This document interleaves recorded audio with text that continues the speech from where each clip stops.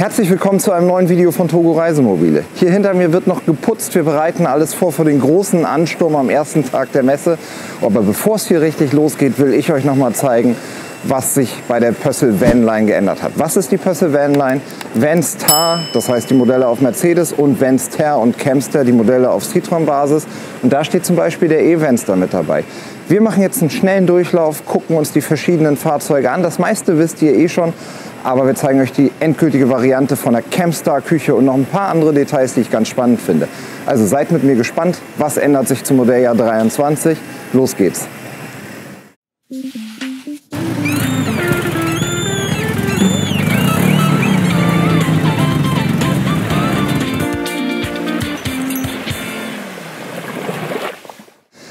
Das heutige Video könnte ein bisschen kreuz und quer und durcheinander sein, weil wir Stück für Stück die einzelnen Details nehmen und uns eher so die Rosinen rauspicken aus dem Einzelnen, was da ist. Und das machen wir hier einfach mal reihum auf dem Stand. Das erste Auto, was hier hinter mir steht, ist eine Sache, die mich wahnsinnig interessiert hat. Das ist nämlich der Camstar. Star, also bei Pössl ist es ja so, Pössl Vanline ist der Oberbegriff für alle Fahrzeuge mit Aufstelldach. Und da müsst ihr aufpassen, weil die Namensgebung ein bisschen anspruchsvoll ist fürs Ohr. Es gibt Camster und Vanster, was hinten mit E ist auf Citroën-Basis, und Camstar und Vanstar, die Fahrzeuge auf Mercedes-Basis. Der Camstar ist ein Fahrzeug, das haben wir, glaube ich, schon 2 oder 3 Mal als quasi Prototyp vorgestellt, und das sind jetzt die endgültigen Autos, wie sie kommen. Und ich war total skeptisch nach den ersten Küchen, wo zwar die Idee mit dem Rein- und Rausklappen mega gut ist, aber die Frage war immer, funktioniert das in der Serie wirklich? Und das ist jetzt der Küchenblock, wie er ist. Und das ist, glaube ich, das, was euch hier am meisten interessiert. Er ist zum einen noch mal deutlich aufgehübscht. Es liegt aber auch mit dran, dass es verschiedene Auflagen vom TÜV gibt, dass hier Sicherheitskanten dran sein müssen, bestimmte Winkel nicht überschritten werden dürfen. Und jetzt ist es auch fertig mit Putzen. Von jetzt an ist das Rauschen auch weg. Aber was ich euch vor allem zeigen will, ist, wie funktioniert das Ganze. Und das ist wirklich verhältnismäßig einfach. Du musst einmal den Fuß kurz hochnehmen, dass das Kabel weg kann. Perfekt. So, wenn ihr den Küchenblock rausklappen wollt, ist das nämlich einfach nur einmal anheben. Zack, ist der drin. Dann ist der Fuß hier, der wird einfach nur hochgeklappt. Und dann nehme ich das Ganze da rein. Und wenn ich das vergleiche mit der allerersten Küche, die ich davon in der Hand hatte, wo man wirklich hier richtige Markus-Günther-Muckis gebraucht hat, ist das schon beeindruckend, wie gut und einfach das jetzt funktioniert und auch wie rund im wahrsten Sinne des Wortes der Küchenblock jetzt aussieht. Das Ganze geht rückwärts natürlich genauso einfach. Es gibt hier eine Entriegelung, dann ist der frei schwenkend hier rüber. Dann muss ich einmal, guck mal hier auf der Seite, dann muss ich hier einmal entriegeln. Das fällt von alleine runter, das ist der Fuß nach unten. Und dann brauche ich nur noch, da braucht man schon noch ein bisschen Kraft für, weil das Ding ja an sich schwer ist, muss ich den einmal quasi über den Hügel hieven und den Rest fällt er dann gedämpft nach unten. Und dann könnt ihr in eurem Camstar draußen kochen. Das ist ja eins der Themen bei den Aufstelldächern, ist ja, wann darf ich den Herd benutzen, wann ist die Gasleitung quasi automatisch vom TÜV vorgeschrieben gesperrt. Und beim Vanstar ist es so, dass ihr 2 Möglichkeiten habt. Entweder Dach hoch, dann geht der Kocher an, oder eben Küche nach draußen. Ja, lasst uns mal reingucken. Ich denke, da wird sich nicht allzu viel geändert haben im Vergleich zu vorher. Wir haben einen ganz normalen Zweiflammkocher, wobei der echt groß ist. Und das auch anders als beim Camstar. Ach so, ja klar, weil das einfach ein integriertes Ding ist. Finde ich, wirkt das Ganze sehr groß. Dann haben wir hier eine kleine Schublade. Die Beleuchtung hier ist serienmäßig mit dabei. Das ist der Gaskasten, wie gehabt, für 2,8 Kilo, also die blauen Flaschen. Und da genau sind die beiden Kanister drin. Das sind 2 10-Liter-Kanister. Einmal für frisch, einmal für Abwasser. Also eine sehr einfache Lösung. Mit ein paar Handgriffen kann man das ganze Ding auch rausnehmen und zu Hause lassen, so dass ihr das eben auch normal benutzen, dass ihr das Auto auch als normalen PKW benutzen könnt. Und wir springen jetzt mal rein und gucken, ob sich drin noch irgendwas geändert hat. Ja, insgesamt ist es der gleiche Grundriss wie in den ersten Fahrzeugen, aber er ist deutlich schöner geworden. Alles, was so ein bisschen einfach wirkte bei den ersten, ist jetzt in der Serienvariante hier mit einer Glasplatte drauf, mit der Kühlbox, die hier auch relativ groß ist. Guck mal, hier kann man ganz bis nach hinten reinfassen, also die hat den ganzen Raum. dass man auch die Stellfläche hier noch benutzen kann und trotzdem an den Kühlschrank ganz gut rankommt. Das Farbkonzept finde ich persönlich schlüssig und schick. Das ist hier relativ hell und dann grau. Das sind so die Farben, die wir aus der Pössl Shine-Welt so ähnlich kennen. Und dann haben wir hier Lichtschalter, USB-Steckdosen, 12 Volt Steckdosen und wahrscheinlich 230 Volt. Die normale Steuerung, also insgesamt glaube ich einfach so, wie sich das bei so einem Auto gehören würde. Hier gibt es eine Schlafmöglichkeit, die sehen wir gleich im nächsten Auto aufgebaut. Ansonsten, was fällt uns noch auf? Wir haben hier Licht drin. Bei den VanStar und CampStar Modellen, also bei den Mercedes Modellen, ist das jetzt serienmäßig mit drin. Das heißt, ihr habt hier links und rechts die Lichtleisten mit drin und oben in dem Dach nochmal zusätzlich die Lichtleiste. Das filmen wir für euch nochmal und blenden das jetzt einfach separat mit drüber, dass ihr das sehen könnt. Das Ganze ist, wenn ich es gestern richtig verstanden habe bei der Schulung, sogar in den Farbtönen noch variierbar. Ansonsten ist es hier das Dach, was ihr aus dem VanStar schon kennt und ein normales, schickes, schönes Auto, gleichbleibend entweder mit der V-Klasse als Basisfahrzeug oder mit dem Vito Tourer, also je nachdem, ob ihr ein bisschen mehr Chichi und Klimbim drumherum haben wollt, also alles ein bisschen PKW-mäßiger oder eher Nutzfahrzeug, praktisch, solide orientiert. Was da für euch die richtige Entscheidung ist, müssen wir dann vielleicht einfach gemeinsam entscheiden. Ich finde, wir gehen mal kurz rüber. Ach nee, bevor wir rübergehen, wir gehen einmal gemeinsam raus. Weil hier an diesem Auto, das habe ich eben gesehen, ist noch mal was zusätzlich montiert. Hier sind nämlich jetzt die ersten Kederleisten dran. Die gibt es für die linke und rechte Seite. Das ist keine originale Pössl-Option, sondern das machen wir als Händler dann für euch. Was ich aber hier witzig finde, ist, wenn wir einmal rübergehen auf die andere Seite, ist, dass der Wagen eine Markise auf der Fahrerseite hat. Und das wäre jetzt die Frage, die ich euch stelle. Ist das die logische Konsequenz, wenn man die Küche nach außen klappt, die Markise auch auf die andere Seite zu bauen? Weil ja alle Autos die Markise auf der rechten Seite haben. Wie würdet ihr das machen? Oder sollte man auf beide Seiten Markisen machen, dass man so einen Flügel hat? Vielleicht, das gab es mal auch als großes Wohnmobil. Das hat mich früher total fasziniert. Schreibt mal rein, welche Seite die richtige ist, damit ich weiß, was ich wie wo anbauen muss. Und wir gucken uns jetzt mal an, wie das Bett im CampStar aufgebaut aussieht.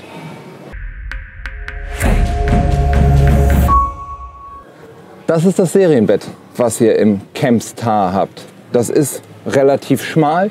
Das ist, glaube ich, auch nicht die ultra komfortable Lösung. Wenn man wirklich sagt, ich will hier dauerhaft drauf schlafen, dann wäre es wahrscheinlich eine clevere Idee, noch eine Art Topper oder irgendwas mit dabei zu haben, um die zwangsläufig vorhandenen Lücken sozusagen zu stopfen und dann richtig komfortabel zu schlafen. Wenn hier einer schläft, wird das aber auch so gehen. Wo das so schön runtergeklappt ist, können wir das natürlich auch perfekt nutzen, um hier in die Schränke zu gucken. Das ist einfach normaler Schrank. Da würde ich sagen, fehlen noch ein paar Haken oder wenigstens ein Einlegeboden, damit man es sinnvoll nutzen kann. Weil T-Shirts von hier nach oben stapeln wird schon schwieriger. Aber sollten die ab Werk nicht kommen, machen wir das gern für euch.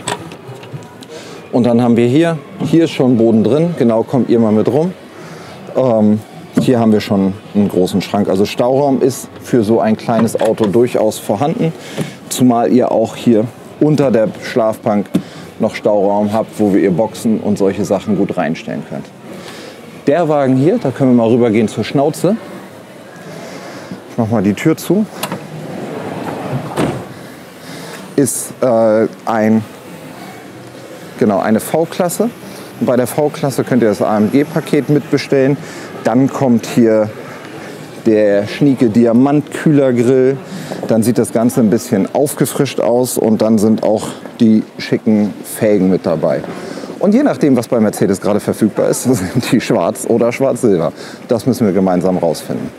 So, viel mehr ändert sich eigentlich am VanStar nicht. Von hier könnt ihr noch mal sehen, wie schick das mit dem Licht oben drin aussieht.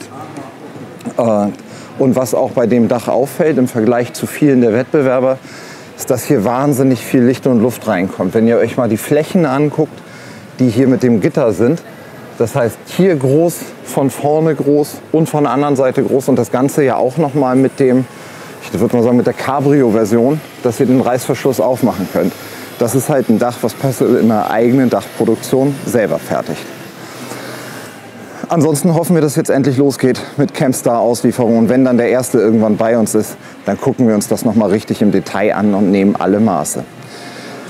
Der VanStar hingegen ist die quasi Pkw-Variante. Und da schauen wir jetzt mal rein, ob sich bei dem irgendwas geändert hat.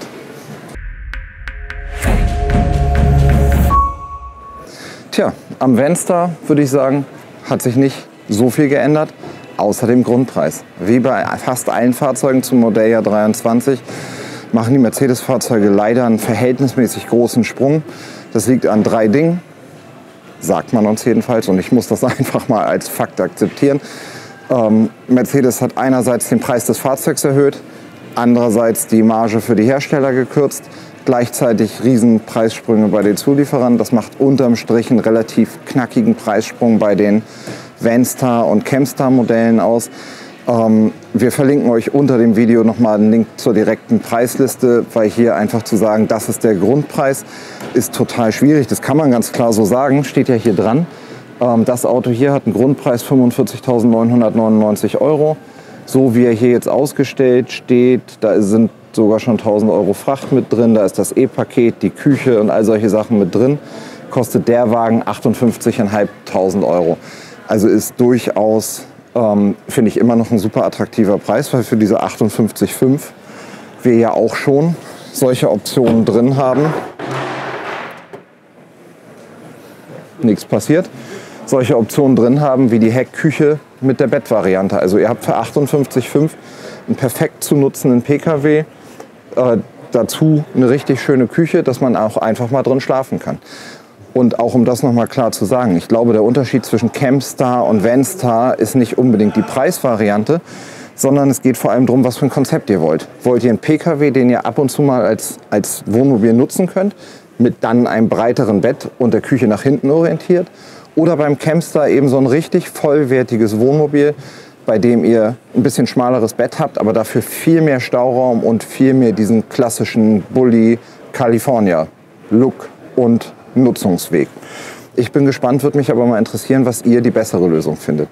Und dann, wir sind ja heute auch auf der Ideenfindung, wenn wir hier fertig sind mit Film, laufe ich rum und gucke mal, was für mich das Richtige ist.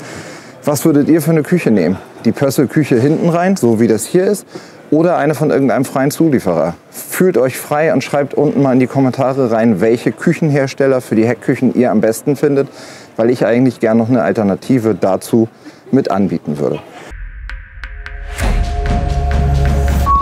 Ich habe mich entschieden. Wir sind rumgelaufen, ich habe mir ein paar verschiedene Sachen angeguckt. Ich habe das Ganze letztes Jahr auch schon mal gemacht, habe da schon einen Favoriten gehabt und bin dann mit Bärbel und Vladi rumgelaufen, habe gezeigt, was mir gefällt, habe die mitentscheiden lassen und wir waren uns alle drei einig, dass das die richtige Lösung für uns ist. Welche das genau ist, seid gespannt. Deswegen, ihr Vanlifer mit den Aufstelldachautos solltet jetzt den Kanal abonnieren. In Kürze werden wir nämlich die Küchen oder diese ganzen Heckküchen bei uns auf dem Kanal nochmal ganz ausführlich vorstellen. Da ist bestimmt die ein oder andere spannende Lösung mit dabei. Für mich war es auf jeden Fall so, dass ich mir das angeschaut habe und gedacht habe, super, genau das möchte ich anbieten, weil es High-End, super viele schöne kleine Detaillösungen, in meinen Augen das schönste kleine Küchenmodul und ganz, ganz viele kleine Feinheiten mit dabei hat, die total spannend sind. Also seid gespannt und folgt unserem Kanal. Ansonsten hat sich am Venstar nichts geändert, was ich hier aber schön finde, dass ihr mal eine Idee bekommt. Das ist unbezahlte Werbung. Schöne Grüße gehen raus. Hier sind Thermomatten oder Isomatten von der Firma Project Camper mit drin. Und das ist halt richtig cool, weil da keine Saugnäpfe drin sind. Schon mal so einfach eine Thermomatte reingepackt. Und das, was ich total charmant finde, ich habe schon so oft auf deren Homepage geguckt. Hier kannst du das Logo mal abfilmen. Vielleicht gerade für euch alle, die schon Chemstar, Venstar und VW-Busse haben. Ihr könnt das in verschiedenen Farben und all solchen Sachen machen. Ich finde es eine schöne Lösung. Und hier ist es jetzt einmal rundrum drin und wird überall mit Magnet festgemacht. Das ist auf jeden Fall eine schöne Lösung. Ja, welche Farbe gefällt uns am besten? Wenn wir uns hier umschauen, wir haben Weiß, wir haben Schwarz Metallic, das ist schnieke. Also da würde ich sagen, aber es liegt vielleicht auch daran, dass er das AMG-Paket, die Felgen und die ganzen Anbauteile hat. Und drüben daneben stehen haben wir nochmal, das dürfte Selenit Grau sein. Sekunde.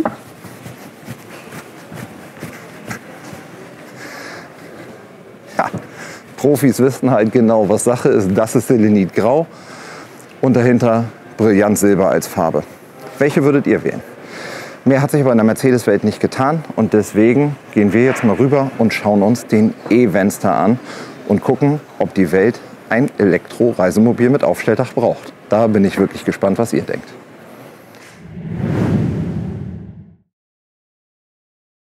Der E-Venster, also auf Citroën-Basis, 100% elektrisch. Oh, alles klar?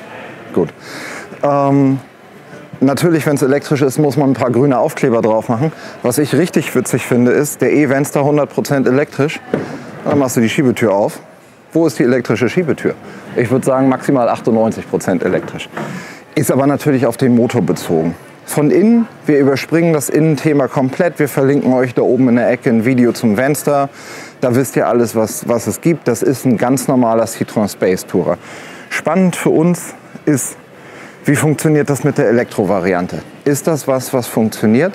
Ist es vielleicht die Entschleunigung, die man im Urlaub braucht, weil man ja zwangsläufig etwas häufiger an den Stationen dran sitzt? Ich selbst bin auf der Pkw-Ebene ein relativ großer Fan von Elektromobilität geworden. Ich finde, also die ganzen ökologischen Gedanken, da kann man ja in alle Richtungen für argumentieren. Aber das Fahren ist einfach für mich schon toll, so dass ich denke, ich fahre sehr gerne alt und schön. Aber wenn man modern fährt, sind die Elektroautos, haben einfach auch viel für sich. Ob ich das im Wohnmobil wollen würde, mit der etwas eingeschränkten Reichweite, ich weiß es ehrlicherweise nicht. Wir hüpfen mal rein, gucken uns das Cockpit an und dann schauen wir. So, tja, wie sieht's aus? Es ist auf den ersten Blick einfach ein ganz normales Auto. Ihr seht schon, ich habe mein Handy mit gezückt, weil ich die Leistungsdaten auch ein bisschen spicken muss. Es ist alles ein bisschen digitaler, es ist ein bisschen mehr grün und blau, damit es ökologisch sinnvoller rüberkommt. Aber wichtig ist ja nachher, was zählt, ist auf dem Platz, sage ich immer. Also es ist tatsächlich einfach die Frage, wie das ist. Wir haben hier die ganz normalen Anzeigen, die so Elektroautos alle haben.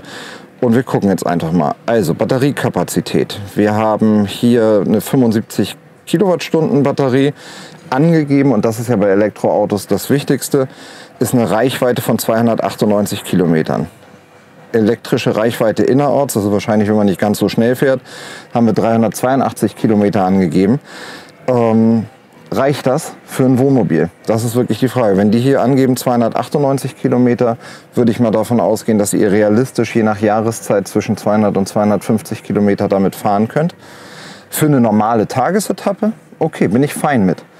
Aber von hier nach Frankreich, 250 Kilometer dann tanken, da muss man schon viel essen, dann bin ich ja noch schwerer, wenn ich aus dem Urlaub zurückkomme, wenn ich in jeder Pause, wo ich das Auto auftanken, Croissant oder sonst irgendwas esse. Optisch ist das hier nicht besonders aufregend. Das ist alles das, was wir eh kennen. Das Einzige, was ein bisschen anders ist, ist hier quasi der, ja, früher nannte man das Schaltknauf, das Bedienteil, an dem ihr den Modus wählt, würde ich einfach mal sagen. Das ist hier einfach so ein Kippschalter, der fühlt sich gut an und dann kann man den Drive-Mode zwischen Power, Normal und Eco hin und her stellen. B ist wahrscheinlich, weiß ich ehrlicherweise nicht genau. Ich merke schon, hier müssen wir uns noch mal ein bisschen aufschlauen im Laufe der Messe. Aber ansonsten haben wir einfach einen ganz normalen Space Tourer, der mit da ist. Also für mich wirklich die spannende Frage, ist der E-Venster ein Auto, was ihr haben wollt oder nicht? Man kann ganz klar sagen, den könnt ihr kaufen, aber er ist nur in einer einzigen Konfiguration verfügbar. So, es gibt so ein Faltblatt dazu. Wir versuchen euch das auch mal unten zu verlinken. So gibt es ihn, kein Millimeter links oder rechts davon. Ich bin gespannt, wie ihr über den Venster denkt. Wir schauen jetzt mal, ob sich bei Campstar und dem normalen Venster noch irgendwas getan hat. Ich glaube nicht, aber zur Sicherheit gucken wir für euch noch mal nach.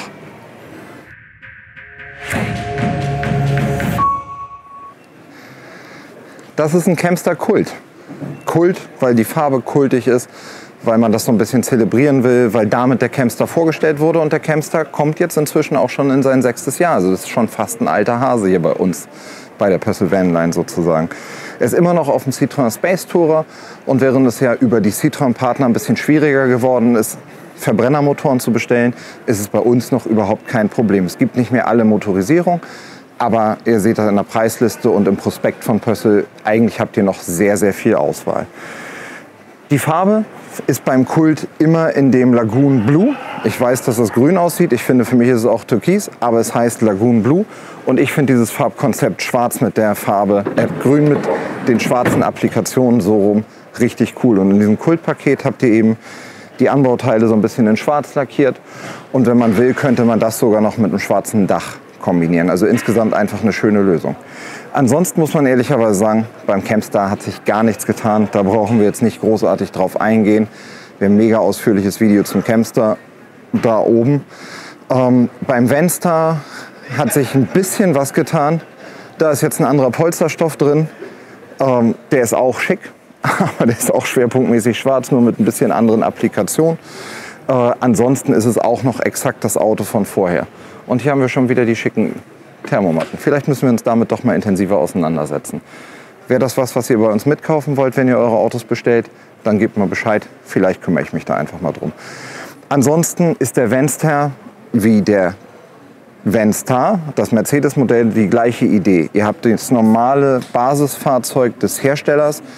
Das heißt einen normalen 4, 5, 6, 7 oder 8 Sitzer, je nachdem wie wir ihn konfigurieren. Und dann könnt ihr, wenn ihr wollt, so eine Küchenbox reinstellen, um Urlaub damit zu machen. Der geneigte Zuschauer wird gesehen haben, dass wir graue, dunkelgraue Boxen, wie in dem Vanstar vorhin haben, oder diese hellgrauen wie hier. Das sind die beiden Varianten und aufgrund der super schweren Materialverfügbarkeit ist es tatsächlich so, dass mal die eine oder mal die andere kommt. Wir können das nicht beeinflussen. Die können prinzipiell das Gleiche.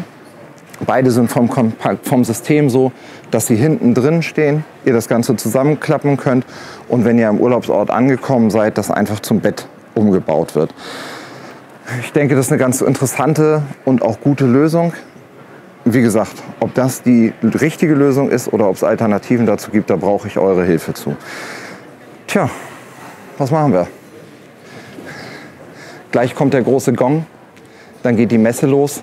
Und dann sind wir hier erstmal fertig, weil dann geht's ab in 10 Minuten gibt es hier nichts mehr auf die Füße. Gibt es hier nur noch Leute, die sich gegenseitig auf den Füßen stehen und dann können wir einfach nicht mehr vernünftig filmen. Sollte uns heute noch mal eine schöne Idee über unsere Füße laufen, werden wir die natürlich trotzdem mit reinnehmen. Ansonsten hoffe ich, dass wir euch ein paar schöne Videos von Düsseldorf gemacht haben. Und jetzt kommen die Gäste. Ich freue mich auf euch im nächsten Video. Bis bald. Schöne Grüße aus Düsseldorf. Und bleibt unserem Kanal treu. Wir werden weiterhin die Messen für euch besuchen, um euch zu zeigen, was es für Varianten gibt. Viel Spaß, bis bald. Tschüss.